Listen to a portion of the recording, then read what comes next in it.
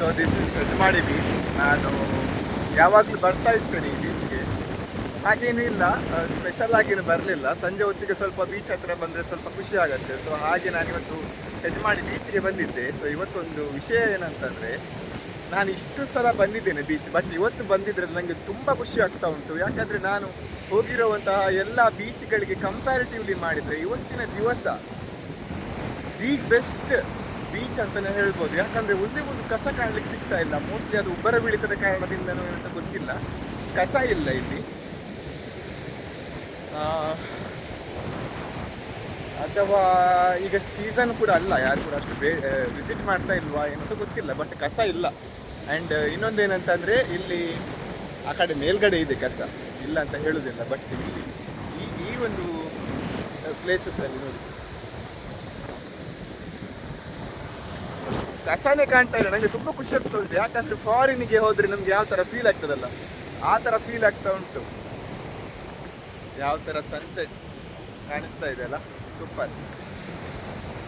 ಇದೇ ಥರ ಇರಬೇಕು. ಯಾಕೆ ನಾವು ಫಾರಿನ್ ಆಗಬಾರ್ದು? ನಾವು ಫಾರಿನ್ಗೆ ಯಾಕೆ ಹೋಗೋದಂತೆ, ಫಾರಿನ್ ತುಂಬ ಒಳ್ಳೇದುಂಟು ಅಂತ ನೋಡ್ಲಿಕ್ಕೆ ಹೋಗೋದು. ಅವರಲ್ಲಿ ಕೀಪ್ ಮೈಂಟೈನ್ ಮಾಡಿದ್ರಿಂದ ಫಾರಿನ್ ಒಳ್ಳೇದಿರೋದಲ್ಲ.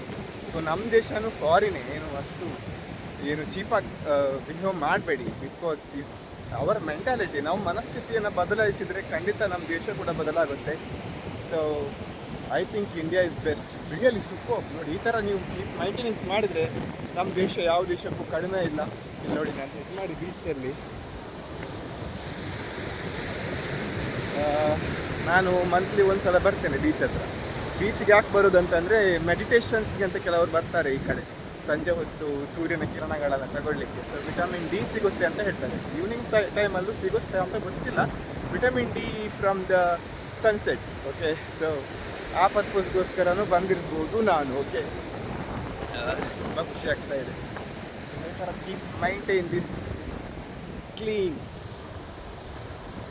ಹೊಟ್ಟೆಗೆ ಅನ್ನ ತಿನ್ನೋರು ಯಾರು ಕೂಡ ಈ ಥರ ಮಾಡೋದಿಲ್ಲ ಆಯಿತಾ, ಖಂಡಿತ ಹೇಳ್ತೇನೆ. ಅವಿದ್ಯಾವಂತರು ಅಂತ ನಾವೇನು ಹೇಳ್ತೇವಲ್ಲ, ಅವ್ರು ಯಾವತ್ತೂ ಕೂಡ ಇಂಥ ಕೆಲಸ ಮಾಡಲಿಕ್ಕೆ ಹೋಗೋದಿಲ್ಲ, ಕಸ ಎಲ್ಲ ಹಾಕೋದಿಲ್ಲ. ವಿದ್ಯಾವಂತರೇ ಮಾಡೋದು. ಅದು ಕಲಿತದ್ದು, ತಿಳಿದದ್ದು, ಅರಿತದ್ದು ಹೆಚ್ಚಾದರೆ ಹಾಗೆ ಆಗ್ತದೆ.